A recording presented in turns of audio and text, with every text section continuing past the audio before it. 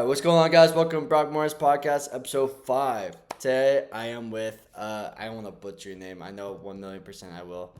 Danish Nassim, did I say it right? That's pretty much how it's said. Oh, hell yeah. So, what exactly do you do? So right now, the main industry I'm in is in the Airbnb arbitrage space, and then also the coaching space of teaching people on how to do Airbnb. And how did you get into the Airbnb side of the house? So I pretty much, like most people, right? You're looking for a different vehicle, like different business. I was doing life insurance sales about 2, 3 years ago, and I was just looking for another way to make more like passive income because even though I was making 5, 10, 20K a month with doing life insurance sales, I just kind of felt like it was too slavish. Like I was working 8, 10 hours a day just dialing the phone. And that's when I came across a YouTube video with Grant Cardone, which I'm pretty sure most people know. And he was interviewing a guy named Brian Page, who was basically discussing about the Airbnb arbitrage model. And I had no idea what it was. But he was like, hey, you don't actually need to own properties. You don't need like 20, $50,000 to start this kind of business. And that's when I just started watching a lot of YouTube videos, bought different courses, got into different coaching programs, and basically got my journey started from there. So, were you successful with life insurance? Were you kind of, I would say I was decently successful. Like my first year, I made nearly $100,000 in commission, all right? so pretty good. Not like, hey, I'm making 2,000 a month. I was making like on average 10,000 plus a month doing Mm, it, yeah. I but saw on your I was getting Instagram, all my hours for it. mm, on your Instagram bio, it says that you lost it all. What did you mean by that? Lost it all, then got 20 Airbnbs. What did you? So basically, short story. In 21, like 2020, 2021, I was very deep into like the crypto space. I even built like a free channel of like 900 people.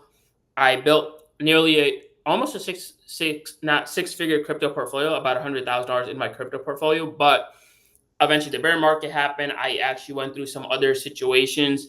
I don't usually go too deep on it, but basically, I had to go through a bankruptcy and during like a little lawsuit that I faced, which was like a really dumb situation, but pretty much lost everything. Went into a negative bank balance account. Credit score dropped under 500, and then that's when I got into sales with doing life insurance. And then shortly, within 6 to 12 months, I came across Airbnb arbitrage, and in the last 3 years, and now I have scaled to about 20 properties. So you already had money to start Airbnb arbitrage. You didn't start from zero. Like I would say, when I really started my Airbnb journey, I don't even think I had like 5,000 in my bank account, but I was able to leverage credit cards. It was actually funny because I leveraged it through my dad because I didn't have good credit. So I was able to leverage a business credit card from him, get approved. I think we got approved for like a 15 or 20,000 dollars 0% Chase card, and then use that to actually get my first like two properties. Mm. Something I noticed is there's two type of people. There's those people that are comfortable taking the risk, that can sleep peacefully every night, just taking a risk. They can risk it all, maybe get a double mortgage, whatever it might be. And then there's people who literally don't want any debt, don't want any risk to take anything. How did you kind of get to that point where you're comfortable taking that risk? Because at the end of the day, you took a essentially kind of bigger risk trying to start that retail or Airbnb arbitrage. Yeah, for sure. So I guess it depends on your personality type, right? But I always tell people there's like a famous quote. I believe it's by the philosopher Jim Rohn, but he said, "Life's super risky where you're not going to get out alive." So most people think money's risky. It's like, bro, there's people that are in third world countries that don't even have basic necessities. So when people are scared of like taking money risks, it's like it's not that big of a risk when people really compare it to like a bigger scale. But for me, it's just like at least I would rather have that situation where I say at least I tried, and if it maybe works out, rather than hey, I don't want to take that risk and now I just stay stuck in the same position of doing the same thing over and over. Mm. So I guess it comes down to personality, but for me it was like if I can leverage the bank's money, which the wealthiest people in the world, they leverage other people's money, which is typically the banks. Yeah. And if I can leverage that to start up a business and use the capital to eventually build something, then why not? Yeah, I hear that a lot. I hear a lot of people say that um, leveraging the bank. They use that analogy exactly. How does someone do that? How does someone leverage the bank to do that? Yeah, so basically, if you typically have like a good credit score, which is sitting around like 680, 700 plus, you can actually create an LLC, number one, and then you can go apply for 0% business credit cards. There's a bunch of them out there. There's the Chase, Business Inc. Unlimited. There's the Amex has a few 0% credit cards. Capital One has it. Bank of America has it. So all these major institution banks have these 0% business credit cards, usually anywhere ranging from like 9 months to 15 months, where you don't have to pay any interest. And now you can leverage that money, whether you get approved for 5K, 10K, 20K, and you can even I've had people get approved for 50K. So you can now take that money and start a business, whether it's Airbnb or whether it's putting it back into marketing expenses for another business or whatever the situation might be. You can leverage that to go ahead and start your business rather than trying to save that money. And I feel like I should probably take it back. For those that don't know what Airbnb arbitrage is, what is that exactly? So what Airbnb arbitrage basically is in like very simple terms is instead of you buying a house, you are simply renting a property from a property owner or like an apartment building complex. You're getting their permission to basically rent the property and sublease it on a short term basis. So I would sign a 1 year lease. I would get permission from the property owner to list that property as a short term rental and list it on websites like Airbnb, for example.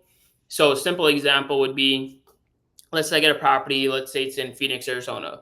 It's a 2 bedroom, 2 bathroom. Let's say the rent's 2,000. I pay the landlord every month 2,000.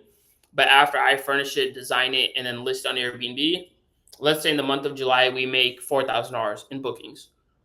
Made 4,000. We of course pay rent 2,000. Let's say utilities and cleaning fees for the month on that property was $600. So total expenses was 2,600. We made 4,000. Subtract the difference. We made $1,400 in profit. Now the best thing is 90% of the business you can automate and delegate it. So I can hire cleaning teams.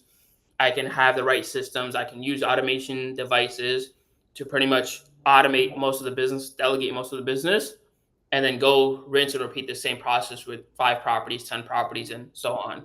Hmm. Are all your properties local, or are you doing it from kind of afar? No, so I have properties actually in 7 different states. Oh, So right now I'm in Florida. I have 2 properties in Florida, but I have multiple in Chicago. I have multiple in Arizona, multiple in Nashville, a few in Maryland. No, one in Maryland. So yeah, we're in like 6 different states right now. mm-hmm. And how are you managing that? You just, how does someone find?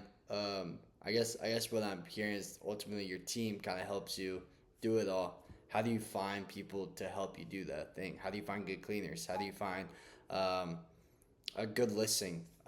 Anything. So how do you Yeah, kind of so walk me through? basically, yes, you need a team, which your team with doing Airbnb arbitrage, the most important person is going to be your cleaner because you don't really need to hire a management company. So most people ask me like, "Oh, you run 20 properties, you have a management company?" No, I actually run my own properties, but I have VAs which can manage the guest communications, which are virtual assistants, and then in terms of my management company, I would say your biggest manager is like your cleaner because they're the person that's going in and out of the property every time a guest checks in and checks out. And then when you're launching a new property, you're going to want a furniture builder. So when you order furniture, they can build all the furniture. Then you're going to want to hire a professional photographer who can go take the professional photos. And then you have your cleaner, which after you have furniture built and you already have photography done once, the only person that's always in and out is your cleaner, and then you have handyman, which when little things mess up, whether it's furniture assembly or something, you have a handyman that can fix those issues. Did you take all the pictures yourself whenever you first started off?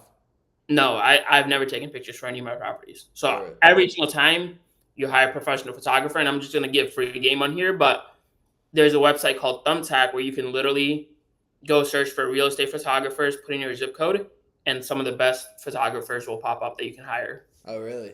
It's called Hmm. Thumbtack. Thumbtack, yep. And how much did it cost you to start your first Airbnb? So my first property while I was sitting in Chicago was in Houston, Texas. Mm-hmm. It was a duplex property, so I got 2 properties. They're both 2 bed, 2 baths. The rents were 1,600. That total property between those 2 properties, I spent about 14,000 Oh, between furniture, first month rent, the security deposit was about 14,000. oh wow. And why retail or why Airbnb arbitrage? Why not just go buy your own property and go do on the rental property? Or why not start like a drop shipping store? Why was it Airbnb was a thing you wanted to do? Yeah, so I don't think it was something that I wanted to do. It was more like, hey, what kind of lifestyle do I want to create? And then what's going to be the vehicle that kind of fits that lifestyle? For me, I think it's important that you make money. Everyone needs to make money in order to do things they want to do. But for me, I've always enjoyed having freedom, meaning I would personally rather make 10K a month if I can have my freedom and do what I want, wake up when I want, do some stuff that I want, rather than me making 30K a month if I have to consistently slave to make that money, meaning I'm working every day from 8 a.m. to 7 p.m. and I have to listen to someone or whatever the situation might be, which was kind of like for me life insurance. There was months I did 20K, but every single day I had to dial the phone. If I didn't dial, if I didn't work for a week, I wasn't making money that week, pretty much. So I wanted to pick a business model that can create freedom. So for me, Airbnb arbitrage allowed five things, which was number one, you don't need a lot of capital. You can leverage the banks. You can get 0% credit cards to actually like start the business and leverage that. You can automate over 90% of the business if you do it the right way and delegate it. And then it's something that creates consistent cash flow at the end of the day. It still falls under the umbrella of real estate, which is like a pretty predictable industry. So it's not like where I did cryptos, it's super highs and lows. Like I could make 5K one day and the other day I could be losing 2,000 on my portfolio. Mm. So it was consistent cash flowing income. And those were kind of like some of the main reasons I'm like, hey, this business kind of allows things that I want. And once I saw that, I said, hey, why not? Just like any person that should, when you're starting a business, after you know what you kind of want and the business vehicle fits your, I guess, personality or things that you want to accomplish, then start educating yourself about it. For me, it was watching a bunch of YouTube videos. I even bought books. I even bought into different courses. I eventually bought different, like someone's coaching program. So I got educated. And then number two was just like taking action and just kind of learning through some basic failures. So Mm. just getting my first property, learning how to hire the right teams, learning how to deal with the guests. Once you learn how to do this business, I tell most people, even students that I teach, is like, once you learn how to do one property the right way, you're able to easily rinse and repeat this process. So it's a very scalable business. So you can take it to the heights of 10K a month, 20K a month fairly quickly. Like I've had a student didn't know anything about Airbnb 4 months ago. Now he's doing about 25, 30K a month on Airbnb. Because Wow. once you learn the business model, you can simply rinse and repeat the same process over and over. Like for me, I didn't know what Airbnb was 3 years ago. Today, I'm doing about 80 to 90K a month on Airbnb's platform. Mm. So it's very scalable. How did you find your first property? Was it, can you do it with any property? So could I take, let's just say right now I rented out this random property I found. Does it work with any property or only certain properties? No, so you definitely cannot do Airbnb short-term rentals on any property. Like a lot. So just to give like some game on it, you basically have to do five or six things correctly in order to be profitable with this business. So number one is going to be location. So you have to know how to do like a proper market research, which I use different tools. Like there's a tool called AirDNA, or you can of course use like Google. You can look at Airbnb competitors in that area. So number one, you have to focus on being in a good market or location. Number two, you have to know how to do a good job when it comes to your furniture, your design, your staging, your picture. So does your property look appealing? If it looks like shit, you're probably not getting booked. Number three, do you know how to make a good listing in terms of setting up nice titles, setting up the nice descriptions, listing all your amenities that your place offers? Number four, which is probably what 90% of hosts still don't know how to do on Airbnb, is knowing how to price your calendar. So dynamically pricing difference between weekdays, difference between how to list weekends, using different softwares. And then number five is knowing how to attract good reviews. Because if you can attract good reviews, number one, you're going to get more bookings because people have more trust on that listing. And number two, if you can keep attracting good reviews, you can price higher and you're going to be more profitable. Mm-hmm. But you can have a great listing, do everything nice, but if you get three back-to-back two-star reviews, it's going to be very hard to get new bookings. Yeah, and then let's just say, so you listed your first Airbnb or your rental, whatever. Did it Mhm. automatically get booked, or how long did it take for you to get your first booking? So yeah, I basically like when I listed my property, I literally got booked the next day. Oh wow. But once you make a proper listing, I tell people, like I've done it with students, like 90% of my students, once we make a listing, within 24, 48 hours, they're getting bookings coming in.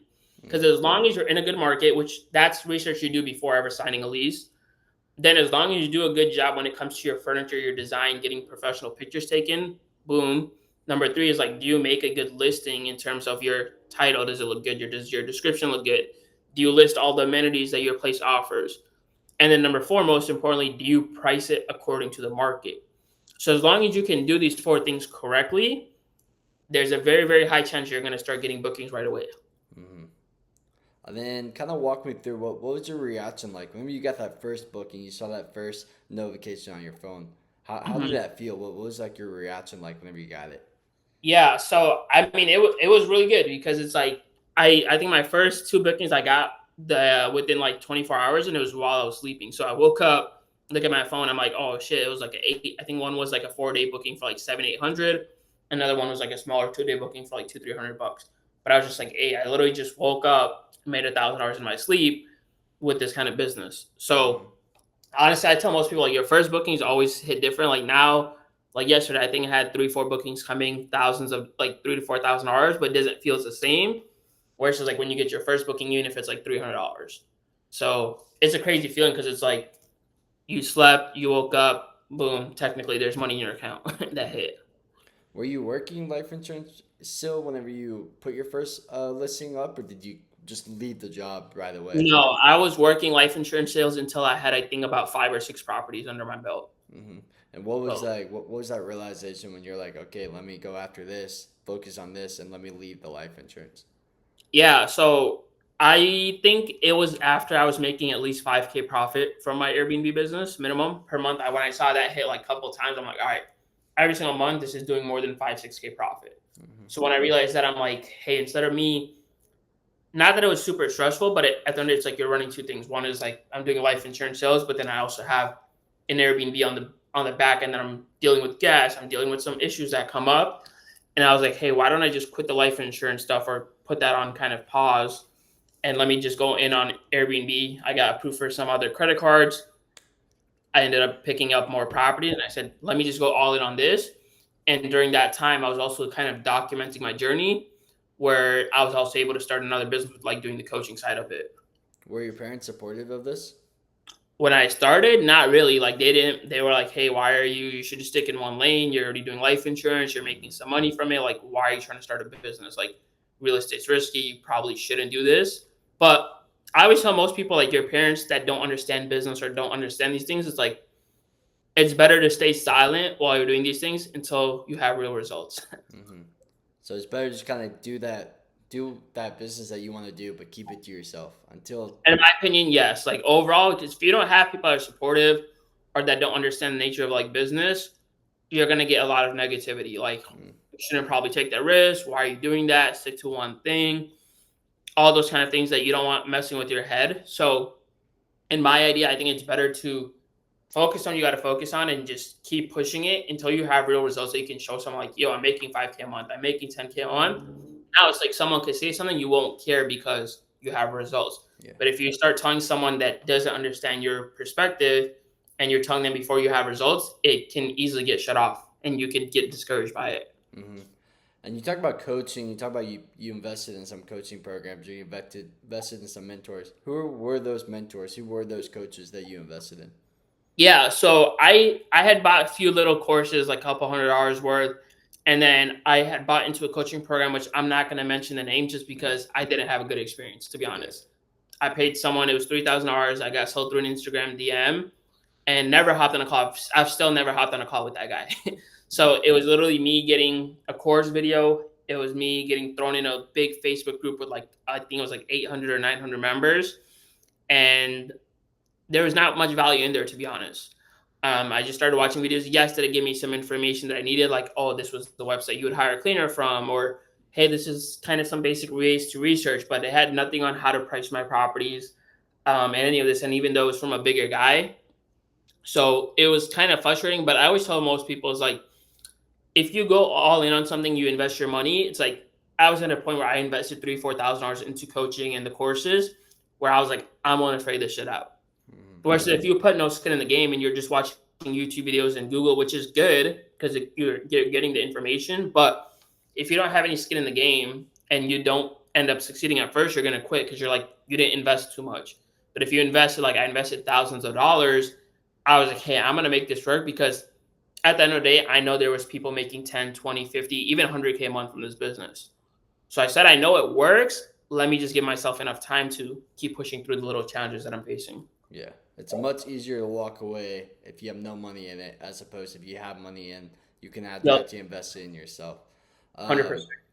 how does someone find these coaches? How does someone find these mentors or these YouTube videos? Because it seems like right now, if I went on YouTube.com and I searched up how to do Airbnb arbitrage, everyone and their mother would have a video up. How do I find a good video or a good mentor or anything? Yeah. So what I recommend people is like, number one, start with free information, right? Like the Google, the YouTube. Now, after a certain point, you have to realize, okay, is that YouTube videos or is information I'm getting from Google or ChatGPT or whatever, is it giving me the confidence to start? And if it's not, then that's where you're like, hey, I should maybe look for coaching where you can talk to someone, because at the end of the day, when you're watching YouTube videos, when you're going on Google, you're not getting any feedback. It's just you getting information. So there's not like a real blueprint to what you're doing. And most people, like even I've talked to, even a lot of students that came to me, is like they watch YouTube videos, but they didn't have the confidence to be like, let me get that first property, or they don't know how to actually research, because doing a research on watching a YouTube video like how to do market research is totally different versus you getting on a call or Zoom call with someone that's experienced and that can actually walk down a breakdown of a real property of a market research. So I recommend people start with free information. If that you don't get the confidence to start, then you look for coaches or mentors in any kind of business you're doing. For me, it's like, let's say it's Airbnb arbitrage. The biggest thing I would look for people is find people that have testimonials from other people. And then before you ever pay someone, my recommendation is get on a call with that person. Feel the vibe. Like I think after like me, I've invested hundreds of thousands of dollars into coaching and mentorship in the last few years, so, like self-education. It's easier for me to now tell like who I could be able to trust and I know I can get value from. But what happens to a lot of people is like they automatically get to sold to someone's lifestyle, versus like what I think you should do, especially if you're paying for a higher ticket coaching, is make sure you get on a call with someone. Make sure you ask them to show their like portfolio, or maybe they share their Airbnb properties. Can they show you proof that they're actually making money? And can they show you proof that they've helped some other people? If Yeah. those two things vibe with you and you can tell, hey, that person has some interest of like helping you, then that's where I would move forward of like investing into someone. Yeah, I think that's a really good point you kind of brought up. Go ahead and um, hop on a call with them before you invest money. I think a lot of people see these and they do exactly that. They get sold on the lifestyle. Because Yeah. as you all know and we all know, is that Instagram makes it look like a very good lifestyle, but in reality, it's nothing as compared to what it actually is.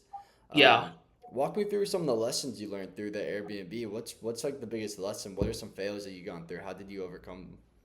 Yeah, so I'll be honest, like I think I've had a decent amount of failures with doing Airbnb. For me, the first one was I had no idea how to price my properties when I started. Like my first two properties in Houston, almost every single weekday I would not get booked at, because I thought that your weekdays could be almost as close as a weekend, and it cannot. Like nowadays, let's say give you a simple example. I have one of my properties in Chicago. It's a 4 bed, 3 bath. On the weekends right now, we will get booked anywhere from $500 to like $900 on a weekend. But on a weekday, it can get priced from 150 to 250. Mm-hmm. So it's nowhere technically near the weekend. So in my first property, I remember I had a 2 bed, 2 bath. My weekends were at like 150, 200, which they would get booked at. And on my weekdays, I would put at like 100, 130, and it would never get booked. And I'm like multiple 2, 3 weekdays, weeks on the weekdays, they're not getting booked. I'm like, what the heck's happening? Like 150, 200 is booked on the weekend, and I'm putting 110 on weekend. It's not getting booked. And it took me like multiple weeks, a month to figure that out, because my first month, my first property only had like 10, 15 days booked, which is not good. Like nowadays, my properties average 90%, which is like 25 to 27 days, because I understood like how to dynamically price properties and understood supply and demand when it comes to short-term rentals. Yeah. But in the beginning, I didn't know that stuff. So my recommendation to like new people starting is like learning how to price your properties is super, super important. And the best thing I think someone could do is like make sure you're learning from someone, Mm-hmm. because you will lose. Like I tell most people, even that are doing my coaching or don't, is like you don't have to go forward with someone's coaching, but especially with a business like this, I think someone's going to lose a lot more money trying to do it themselves than if they invested into like a coach or mentor that they can actually get help from. Hmm. And how do you negotiate with the landlord? Because I feel like in my eyes, a landlord, they hear you say, "Hey, you're gonna do Airbnb or arbitrage," then maybe the landlord might be like, "Why can't I do that? Maybe I do the same thing." Or how do you split Mhm. the profits with the landlord, or how do you negotiate with the landlord to do it? So that's a good question. So everyone has that, right? Like, how do you get a landlord to be open to the idea? So number one, on a negotiation call or pitching call, I am never mentioning that I do Airbnb specifically. Hmm. So I'll give some like free game on this. When you're calling a landlord, number one, you ask basic questions. You don't go straight like, "Hey, I love the property. Can I do Airbnb here?" That's like 90% of the amateurs. What you do is you ask basic questions like, "Hey, I see this property. Hey, how far is this from downtown? Hey, is it furnished? Is it unfurnished?" So you ask like few basic questions to kind of like show you're trying to act like you're showing real interest.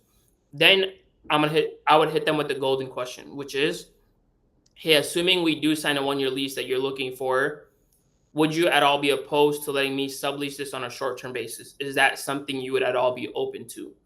Now their guards up like, "What do you mean?" So they're gonna be like, "Oh, are you trying to do Airbnb?" Sometimes I ask, sometimes I don't. But I would be like, "Hey, actually, I have a hospitality management company in the area. We service a lot of travel nurses, working professionals, business professionals that come into town that we service on a short term basis. Sometimes they're staying for a few days, sometimes they're staying for a few weeks. So I would not be living at this property. I would sign a 1 year lease with you, just like a normal tenant, pay you the 3,000 a month that you're asking for. But would you give me permission to be able to sublease this as a short-term rental? If that's something you're open to, I would love to come check out the property, have my team come check out the property. If it's not, hey, I totally respect that." Hmm. So that's what you're saying. Then if someone asks, the landlord asks, "Oh, are you gonna do Airbnb?" What I like to tell them is like, Airbnb is just one of the platforms that we do leverage.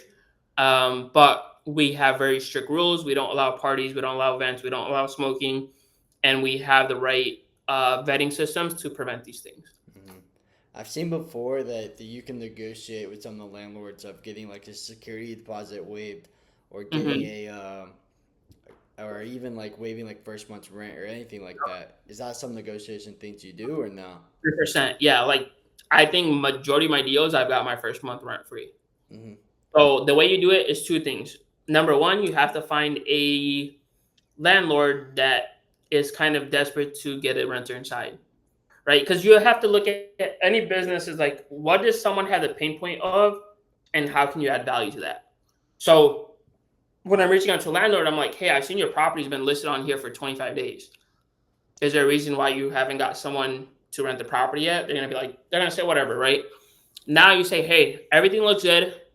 This is the business model. I am willing to take it over." Let's say they're open to the idea, but then you hit them at the last, like, "Hey, the numbers for me are not making as much as sense. I'm looking at this property also nearby that we're looking into with my team.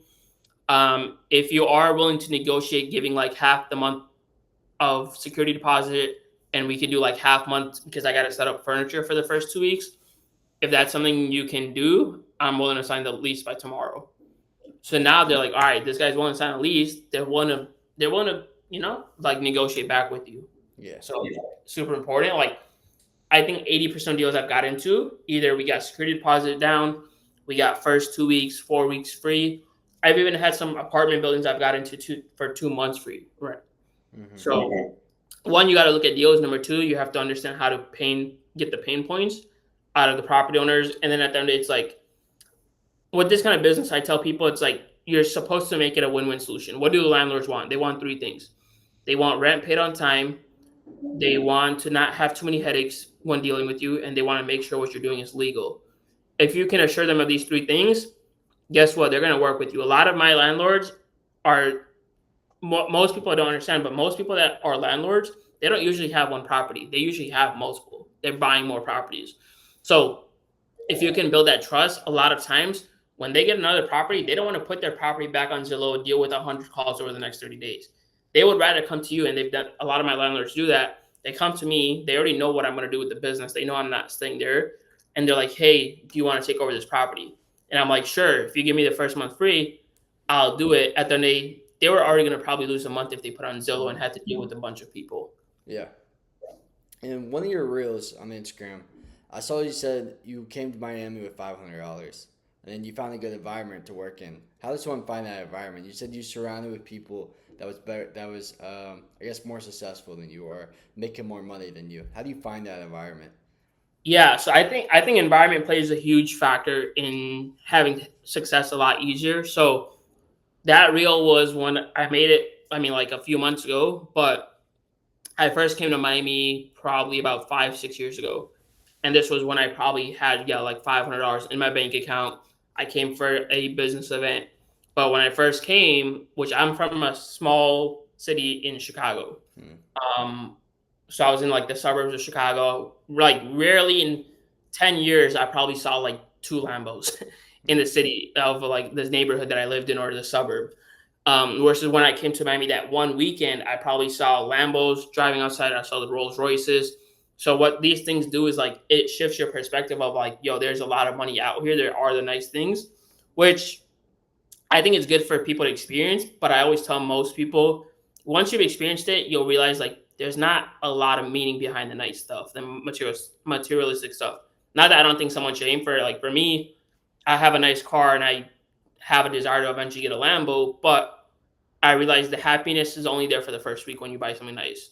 Hmm. Um, so I think most people, if you have money or you even have a little bit, like let's say you have $1,000 in your bank account, if you haven't thought big enough, I would say get to a major city, whether it's Miami, whatever it might be, and go experience the nice stuff. And a lot of things you actually don't need a lot of money.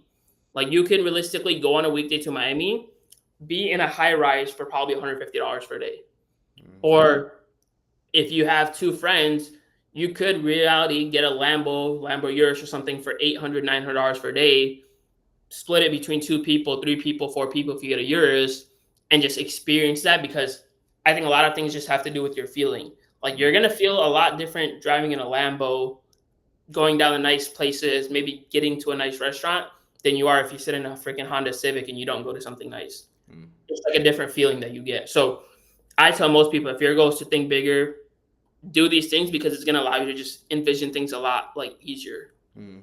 How important is a routine? Do you have a? Are you one of those people that believes in like the typical entrepreneur routine where they have to wake up 5 a.m. and yeah, yeah, yeah, or do you believe in um, you wake up on your own terms but you working late? How important has the routine kind of been? I think routine's super important, and I'll be transparent. Like my routine's not perfect. Like I I wake up typically whenever I wake up. Like whether some days it could be at 7 a.m., some days it could be honestly at 9 or 10 a.m. Hmm. But what I think is very important, yes, it's important to have a routine to feel good.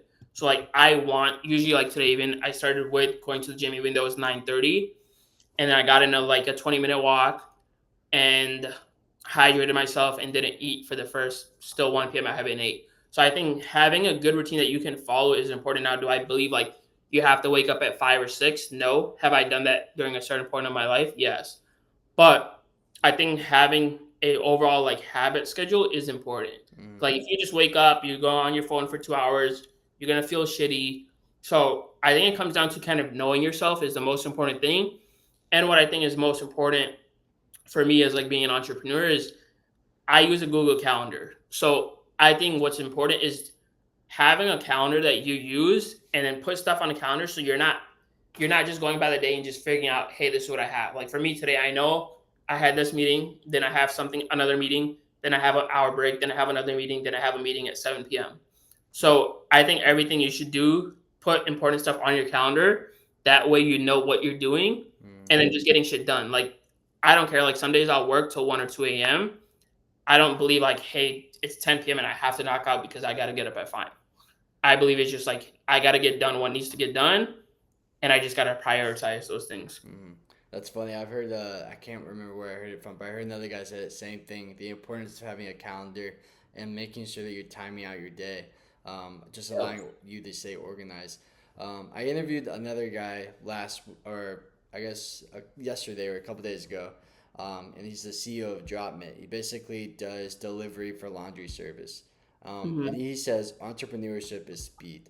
Basically, if things go wrong, knowing how to bounce back quickly. Do you agree with that statement? Basically, 100%. reaching a speed bump, things going wrong, making decisions quickly. How Yep. how do you get to a point where you know how to make those decisions? So number one, I think it comes with experience. But yeah, speed in business is super important. Like I see so many people that don't succeed. Like I tell most people, like I'm not smart. Like I'm a college dropout. My GPA in college and high school is around like a 2.0, so it's not good. But one thing I know I was willing to do more than most people is I'm willing to take risk as long as it's calculated, and I'm willing to push through failures as if nothing happened. Mm-hmm. So for majority of people, they overanalyze everything, right? Like I'll give an example. Like my student, they'll think about getting a property. They're thinking, is this the best deal possible?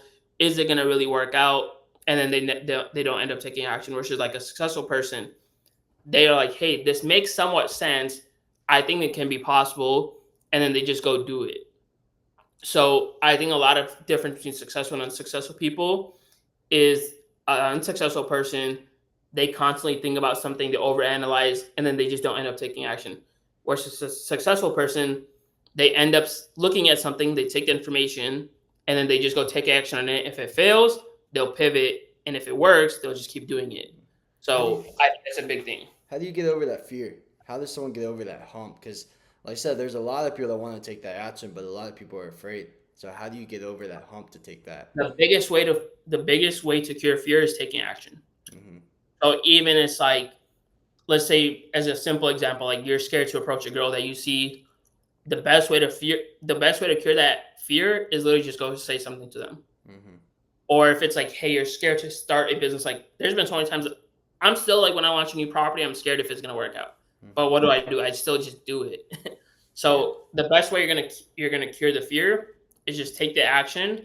And then also like a big thing in the mental is like having faith. So majority of people, what they think is negative, right? Like what if it doesn't work out? What if I do lose money?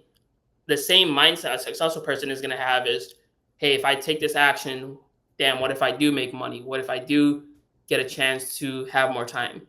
What if I do get rich based on this?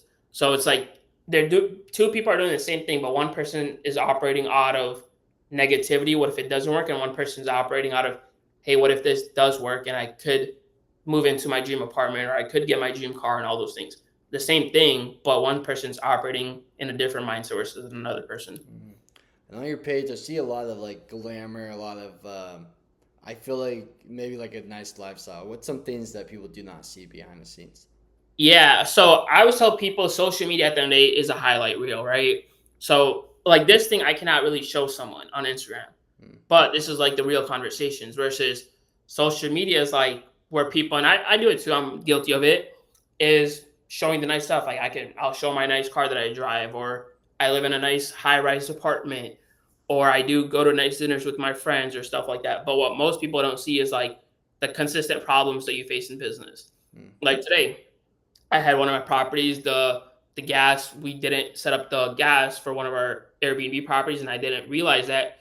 Then I had to call them. I had to be on a 30-minute holding line doing that. Then I had a crack in my screen on my car. I had to call the insurance company to deal with that. So a lot of things that most people don't see on like the outside in is there's a lot of issues. Like I might be working all day today, but I might show, hey, I went to the gym, I walk down the nice part. I might go take a drive and show that. But the reality is 90% of my time is literally just spent fixing issues in business. Yeah.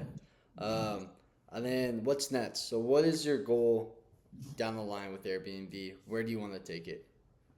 So right now, I think I'm very close to one of my major goals with Airbnb was like, and I tell most people your goal should be goals that you feel like you can always hit, right? So like my first goal when I started Airbnb was how do I get my first property? I didn't think about making 100K a month. My first thing was like, how do I get my first property? Mm-hmm. Then it was how do I make 10K a month on the Airbnb platform? Then it was okay, hit that. How do I make 10K a week? Did that, and then my next goal was hit 25K a week. I did that, which now I've hit 90K in the highest month, but now it's like my next goal, which is gonna get hit probably in the next month or so, is making 100K a month on Airbnb. Then right now in my current program, I have about 95 people in my program. My next major goal, which was always to hit 100 members inside of my community. Mm. So I think in life, like your happiness doesn't come from hitting a goal. It comes from like becoming the person that has to hit that goal. So it's like me having better discipline, me working on myself, me doing what needs to get done, and then eventually the results just happen. Like I didn't imagine hitting 100K a month, but once I learned the business, I learned how to get properties, I learned how to do stuff. Eventually, the 100K comes. It's like the gym, which I'm not the best example of, but rather than me focusing on getting a six pack, your focus should be: am I in the gym 5 times a week? Am I eating the right macros? Versus, yeah, I want the six pack. Is like that will automatically come if I just actually follow the right like game plan for that. So it sounds like you're saying consistency is the most important thing it is for going after your goals or achieving your goals. A big part, yeah, I would say consistency, persistency, like going when you have failures. Mm, And then also, I would say a big part that I think a lot of people lack in is like having faith. mm, And then also kind of working on yourself. Like I remember one of my mentors telling me, it's like it's not what you're gonna get from hitting something, it's like the kind of person you have to become. So like in my situation, I've had people tell me like in business I've faced issues. Someone like I have a business partner that'll tell me like how do I stay calm during these situations? I'm like, as a business owner, you have to learn how to be calm. Like I don't want to make emotional decisions. I want to make logical decisions. So you have to become that person. Like an average person, like in the last week, I've probably lost thousands of dollars where the average person can't face that. For me, it's normal because I've become the person that knows how to go through ups and downs. mm. So if you become that person that can handle stress and that can handle issues, eventually the money and all that stuff is going to come. For me to hit, let's say 250, 500K a month, the reason that I haven't hit that level yet is because I haven't become that person who could hit that level just yet. Yeah, kind of similar to like aim for the stars, you'll land on the moon. So at least Yeah, go after it, aim big, but at least you'll land at least close. Um, 100%. and just kind of wrap it up. What is your why? Why do you do this? Why do you decide to go after this thing? Yeah, so I think, of course, everyone has a different why. People's why changed. For me, before it was like, I want to have the nice stuff, right? Like, I wanted to be in a nice place. I wanted to drive a nice car. I wanted to eat at the nicest restaurants. And at one point, that was my why. Then eventually, it was like, I want to be able to give back to my family. So, like, I bought my mom her dream car. It was like a nice BMW 5 Series. So, it was like, all right, can I give back to my parents in some kind of way so you can have that fulfillment? Then for me now, and I was telling one of my friends, is like I've got into my high rise apartment that I always wanted to get into, a nice place. I bought a nice 6 figure dream car that I enjoy. I've given back to my mom. Now it's like for me, it's been kind of like, okay, how do I just keep hitting a next level, which might be just helping another person experience what I experienced, which is like having the freedom, do what I want. But I think the biggest goal is just like having goals that push you and like make you strive for more rather than just being complacent. Like I was telling my friend, I'm like, bro, life feels too easy right now. So I was like, I gotta probably start getting up at 5 a.m., 6 a.m. Like I have a mentor of mine that's like, the way you grow is you gotta put yourself through suffering. That suffering could be waking up at 5 a.m. when you don't want to wake up at 5 a.m. It could be hitting the gym when you don't want to hit the gym. The more you're willing to suffer, the more the good stuff come out. But people that are wanting life too easy, they don't want to go through the struggles, they don't want to go through the pain, they end up not having the results that they think they want. Yeah, yeah. The very first guy I interviewed, he brought up having he appreciates or respects a guy who has scars, um, as opposed to a guy who's clean faced. What he means by that is going through that pain. Have you gone through that pain? Have you? How did you overcome that pain? He has a lot more respect on guys just like that. Um, 100%. but I thought this interview was super good. I really do appreciate your time. Thank you for coming on. Um, you have any things that you want to shout out for um, your business or anything? Shout anything out. Yeah, I mean, if you guys connected with my story at all, I would just say shoot me a follow. My Instagram's Azim Danish. I'm pretty sure you'll link it if you post it. And just, I tell most people just follow someone. Like, let's say if you want to get close to anyone, whether it's a different coach, mentor, whatever the situation might be, just follow that person and then eventually like invest into their stuff. Like I was telling one of my friends, a lot of the relationships I've built that I'm really close with people are people that I've invested into their programs. Mm-hmm. There's like someone recently asked me like, hey, is it cool if I could grab you a cup of coffee? I would love to like pick your brain. I'm like, that's the wrong way to network with a person that someone could buy their own coffee. Like I don't care for someone to buy me a coffee. Yeah. So if you want to get close to people that you want to get close to, the best thing you could always do is just invest into whatever someone offers. Yeah. That's like the best way. Like even people that have gotten close to me, I've taken a peek back and it's like they're the same people that have somehow invested into something of mine. Mm. So that's what I recommend people that are like, hey, they're trying to network. If you want to network with high level people, the best thing you can do is bring value to that person. And the easiest way usually to bring value is get inside of one of the things that they offer. Mm. Yeah, I'm a firm believer networking is key to succeed in anything you want to do. Because let's just say one day I wanted to do whatever you're doing. Now I know you, and now maybe you notice the other person leads to another. So networking is key. But like I 100%. said, I truly appreciate your time. Thank you for coming on the podcast. And that wraps up today's episode. Appreciate you having me on, brother.